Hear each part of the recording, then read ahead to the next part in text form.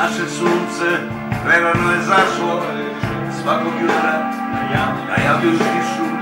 Ne shvatam šta nas jedno znašlo, pobednici istoriju pišu. Svakodnevno pada brojno stanje, Srbe danas mnogo lakše broje, a već sutra biće nas još manje, pobednici istoriju kroje. Deca će se odreći predaka, uče ono što zvanično važi. Teško da će između redaka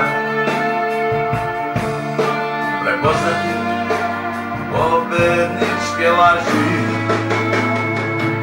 Bilo jedno neposlušno pleme, bilo jedno i nema ga više.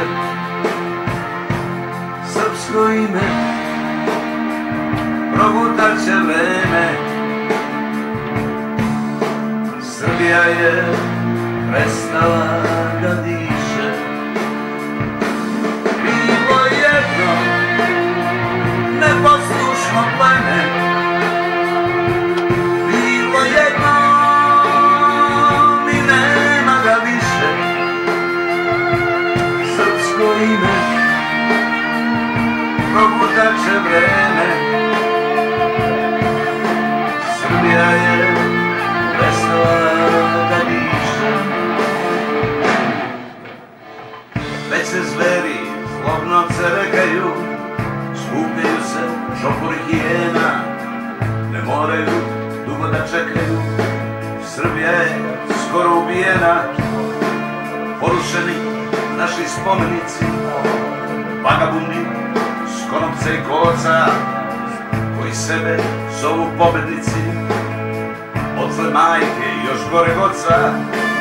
Deca će se odreći predaka, uče ono što zvanično važi. Teško da će između redaka prepoznati pobedničke laži. Bilo jedno neposlušno pleme, bilo jedno i nema ga više. Srpsko ime progutat će vreme,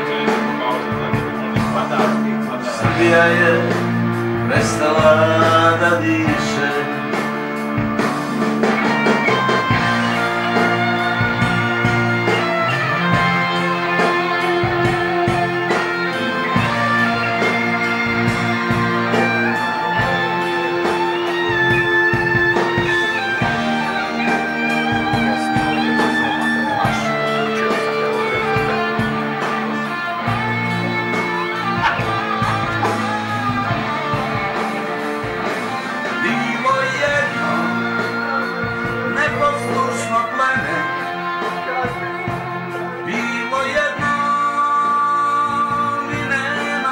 Nekadašnji pripadnik vojske Jugoslavije koji je rođen u Kraljevu i nije imao kriminalni dosije. Prema navodima policije, on je prvo ubacio bombu M75, odnosno kašikaru, preko zida u dvorište ambasade.